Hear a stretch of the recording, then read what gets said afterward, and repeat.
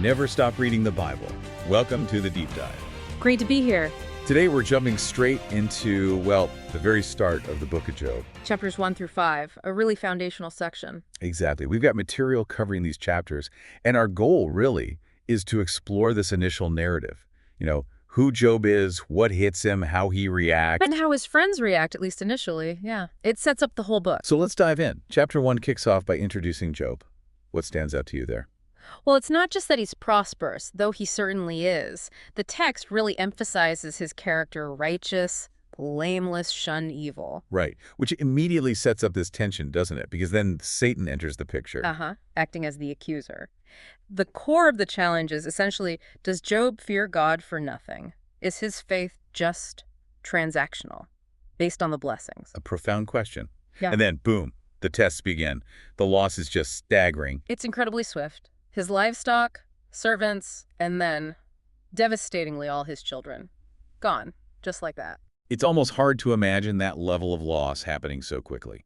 But the crucial point, and the text, make sure we see it. He doesn't curse God. He doesn't. He mourns deeply, but maintains his integrity. He worships, even. That response is absolutely key. It directly answers that initial challenge, but of course it doesn't end there. Chapter 2 brings a second trial. Yeah, this one gets personal.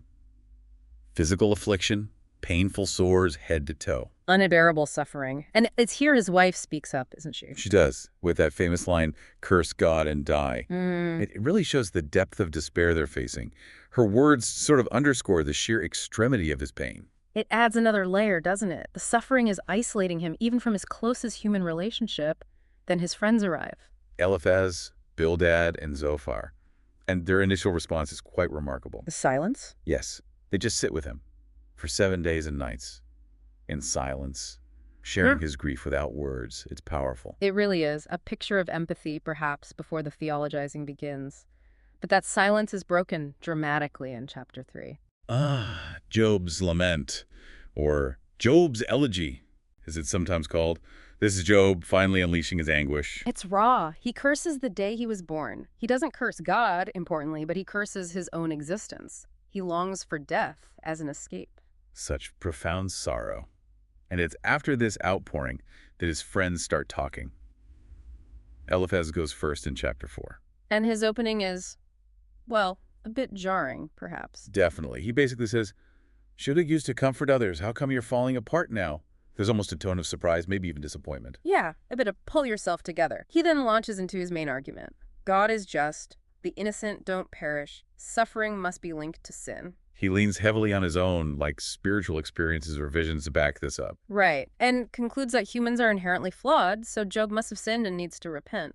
It's a classic case of applying a general truth, or what he sees as truth, rather rigidly. It seems like a misapplication, really. There's a lack of compassion, maybe.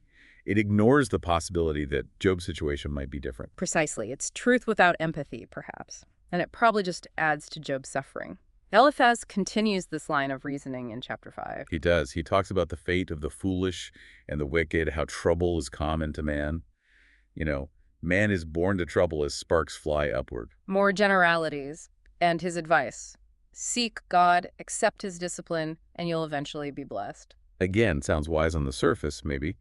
But does it fit Job, the man described as blameless in chapter 1? That's the problem. Eliphaz presents his perspective, his experiences, as if they were the absolute universal rule.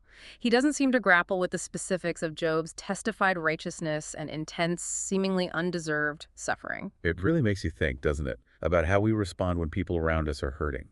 How easy it is to offer quick answers or general platitudes. Absolutely. So, maybe a thought to leave with you, our listeners. Consider the different ways people react to suffering, both those experiencing it and those trying to comfort. And how sometimes even our best intentions, our first words of comfort, might miss the mark or fail to truly connect with the person's pain. From the Center Studio.